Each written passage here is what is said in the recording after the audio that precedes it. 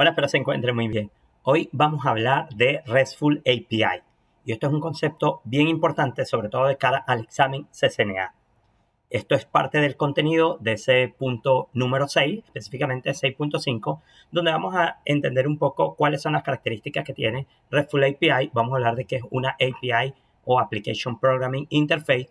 Y le voy a hacer una pequeña demostración para ver uno de esos métodos, que es el GET, que debemos conocer de cara al examen. Entonces, bueno, lo primero es hablar de qué es Application Programming Interface o las API que tanto hemos escuchado. Bueno, eso en palabras, digamos, más sencillas, a lo que se refiere es que dos aplicaciones puedan conversar entre sí, o sea, se puedan comunicar, compartir datos. Y esto es importante que lo tengamos claro de cara al examen. Es simplemente entender el fundamento. La idea es que una aplicación pueda acceder a información de otra aplicación.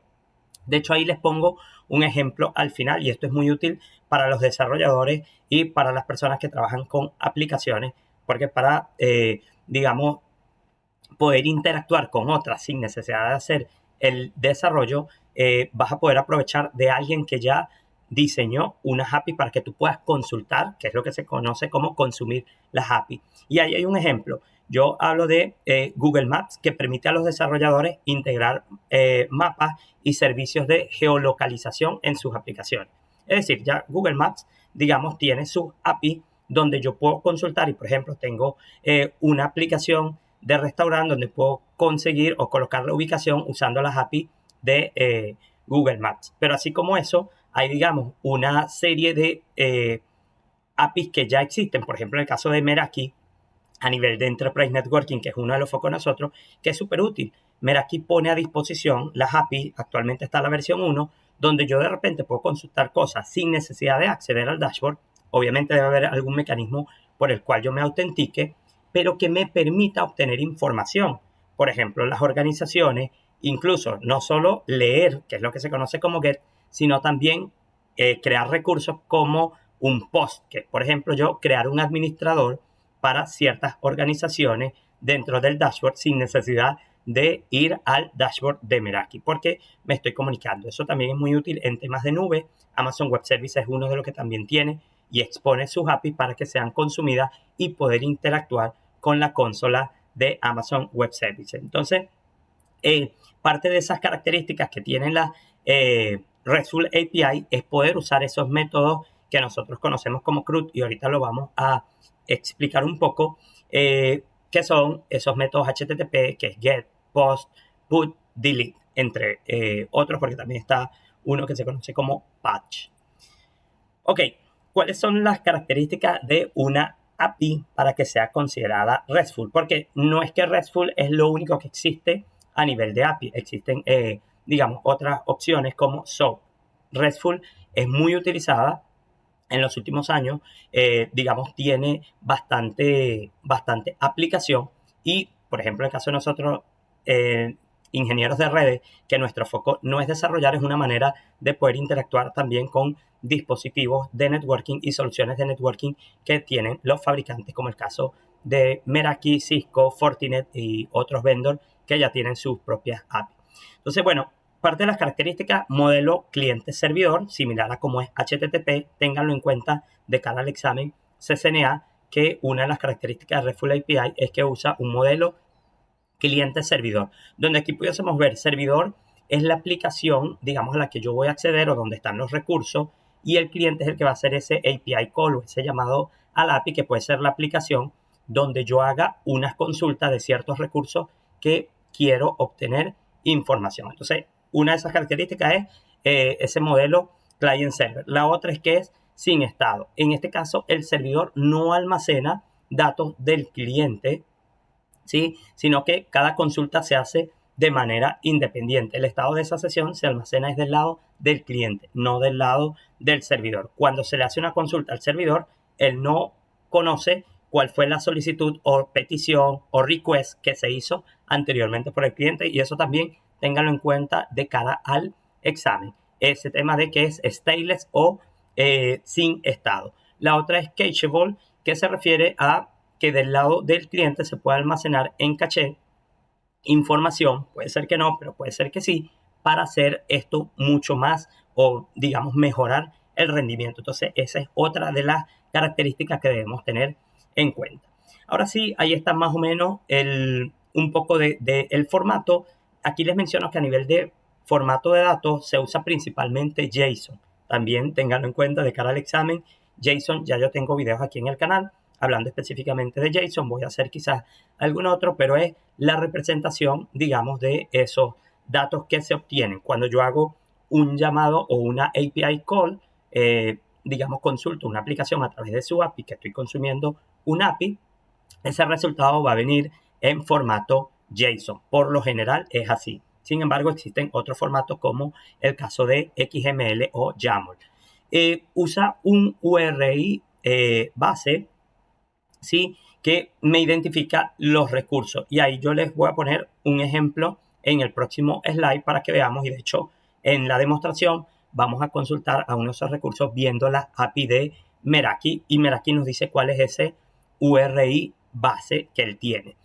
Dentro de los métodos, que esto es importante, fíjense que esa palabra CRUD, que normalmente quizás la podemos haber escuchado asociado con base de datos, se refiere a crear, leer, actualizar y eliminar, que es de create, read, update and delete, digamos, datos o recursos.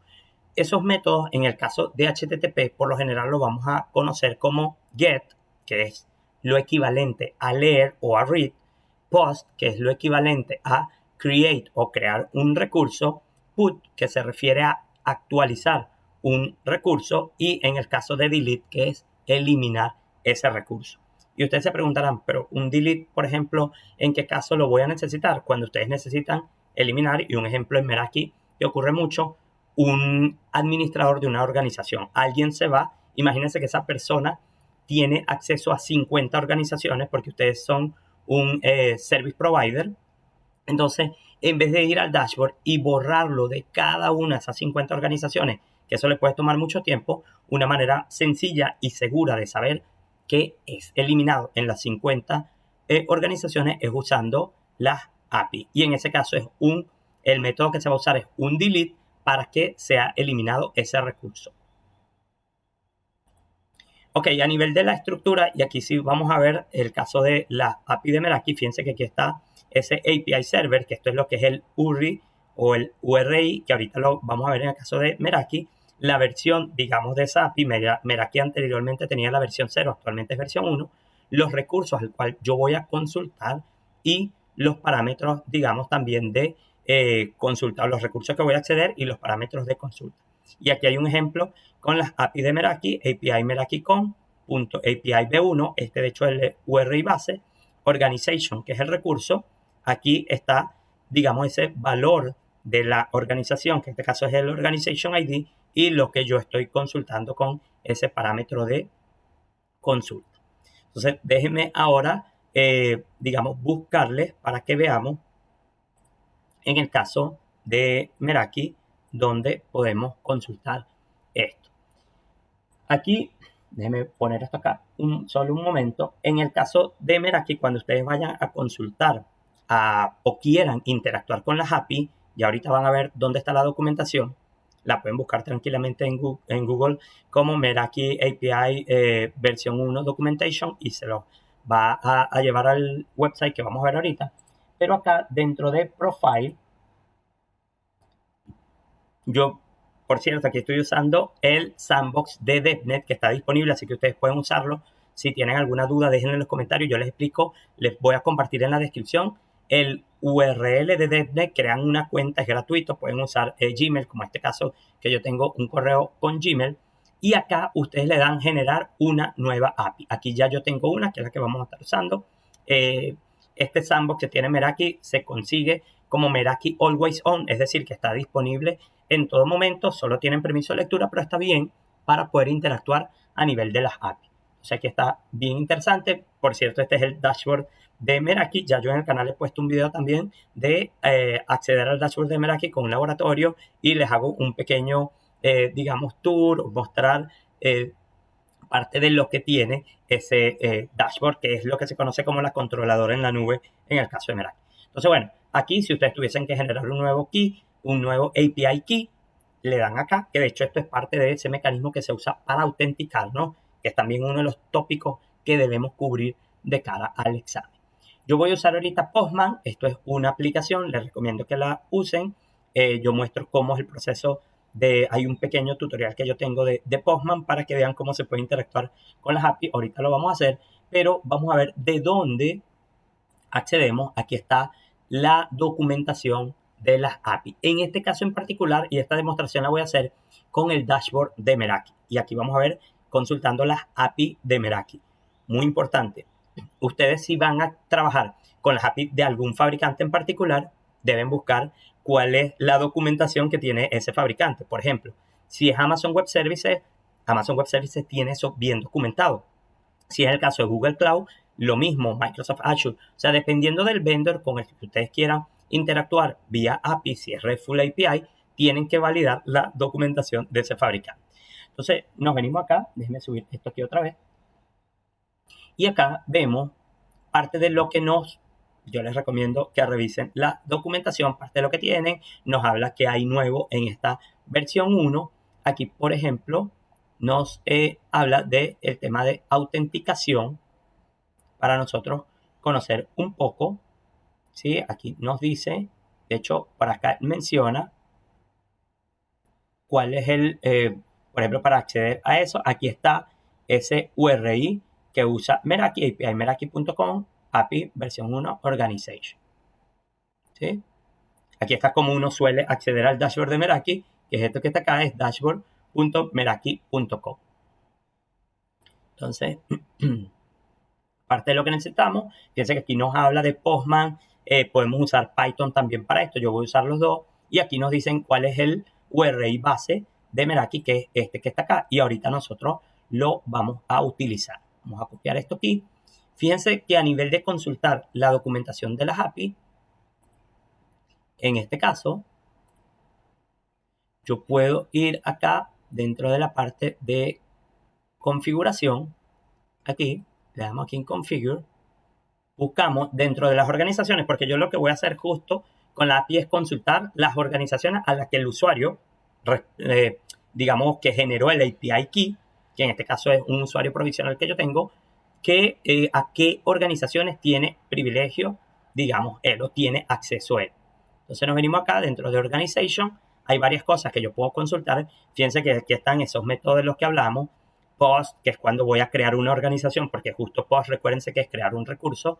Está get, que es leer, o lo equivalente a read, ¿sí? Una organización, que es lo que vamos a mostrar ahorita, y put y delete, por ejemplo, que son parte de los otros métodos que deben conocer de cara al examen y que hace cada uno, que ahí ya les hemos explicado. Entonces, si yo vengo aquí, get organization, fíjense que es /organization, ya tenemos nuestro URI base, que yo lo voy a poner acá, y le voy a poner /organization porque es parte de lo que me sale allí en la documentación, ¿sí? Tal cual como aparece aquí.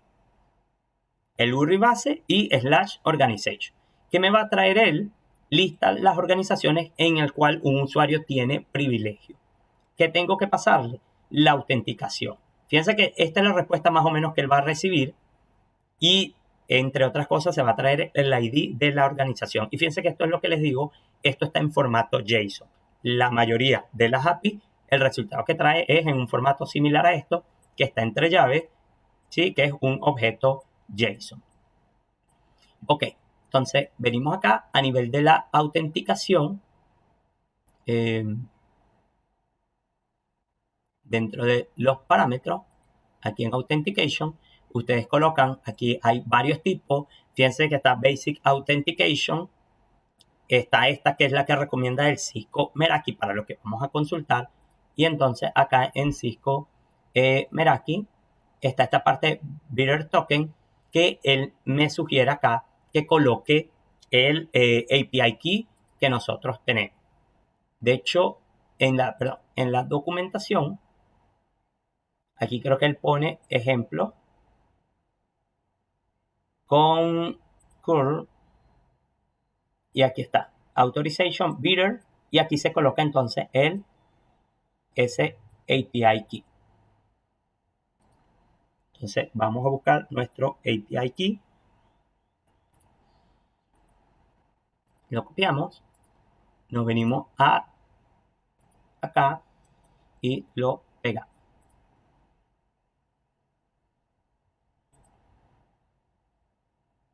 Aquí está un 200 OK, que es el código que yo espero recibir, tal cual como cuando ustedes consultan una página web desde el navegador vía HTTP, cuando hacen ese GET, que es cuando estamos consultando un website, lo que nos regresa es un código 200 OK. Aquí está, este es el Organization ID, DevNet Sandbox, que es la organización a la que este usuario tiene privilegio. Es algo sencillo, es simplemente para que ustedes entendiesen un poco cómo es esto, que es este DevNet Sandbox. Bueno, esta es la network, ¿sí?, a la cual este usuario tiene acceso. Ahora voy a mostrarle, yo tengo acá Spider y tengo un pequeño scriptcito en Python. En el caso de Python puedo importar ese módulo de request. Estoy usando aquí JSON, aquí no lo tengo, no lo estoy usando como tal. Y aquí tenemos nuestro API key. Entonces, fíjense, en el caso de los headers que le voy a pasar, está el API key. Aquí, ¿qué le vamos a pasar? Ese API key, que es lo que nos permite el API key poder autenticarnos contra el dashboard de Meraki. Porque si ustedes dicen, Pedro, pero ¿y cómo estoy accediendo a que él me liste la organización o el ID de la organización a la cual pertenece ese usuario? ¿Cómo hizo? Porque si nosotros vamos al dashboard de Meraki, tenemos que colocar un username y un password. Bueno, en este caso recuérdense que el API key está asociado a ese usuario. Entonces yo agarro este API key, aquí está nuestro URL que vamos a pasarle, que recuérdense que era el API key, API B1 y /organization. Aquí se coloca completo. Aquí yo defino una pequeña función. Si ustedes quieren entender más un poco de Python a nivel de ingeniero de redes, en el canal yo tengo una playlist de la parte de Network Programmability y ahí van a ver varias cosas de Python para que puedan entender lo que son funciones, condicionales, loops, listas, digamos, todos los formatos de datos con lo que suele trabajar o los tipos de datos con los que suele trabajar Python, por lo menos los principales. Ok, entonces aquí tengo, digamos, aquí ejecuto el módulo SRequest, le estoy diciendo que es un GET. Voy a luego a listar las organizaciones que inicialmente están vacías, ¿sí? Y voy a ejecutar un loop para que él vaya colocando las organizaciones. En este caso es una sola, pero si yo tuviese ese usuario, digamos con ese API key, tiene acceso a 20 organizaciones, él va a hacer ese loop para regresar, digamos, esta función lo que termina es regresándome una lista de los Organization ID en el cual ese usuario tiene acceso. Y luego lo que voy a hacer es imprimir simplemente ese resultado con este print get organization, porque aquí en este caso es que se hace el llamado a esta función, él ejecuta todo esto que ya sabemos que lo que nos va a regresar es una lista de organizaciones a la cual ese usuario tiene acceso y lo imprimo. Entonces yo ejecuto acá y fíjense que aquí está. En este caso es una lista de un solo objeto porque como ya validamos cuando hicimos igual en Postman la prueba, solo tenía acceso a un usuario. Pero ustedes ese script lo pudiesen ejecutar. Si ustedes tienen, por ejemplo, un dashboard de Meraki y tienen acceso a 5, generan un API key, ejecutan este script y les va a traer una lista de los 5 Organization ID en el cual ese usuario tiene privilegio. Lo bueno de esto es que después ustedes agarrando ese Organization ID pueden consultar cosas adicionales o pueden incluso realizar configuraciones si tuviesen en esa organización dispositivos registrados, ¿sí?, que puedan pertenecer a una determinada network, es parte de lo que pueden hacer.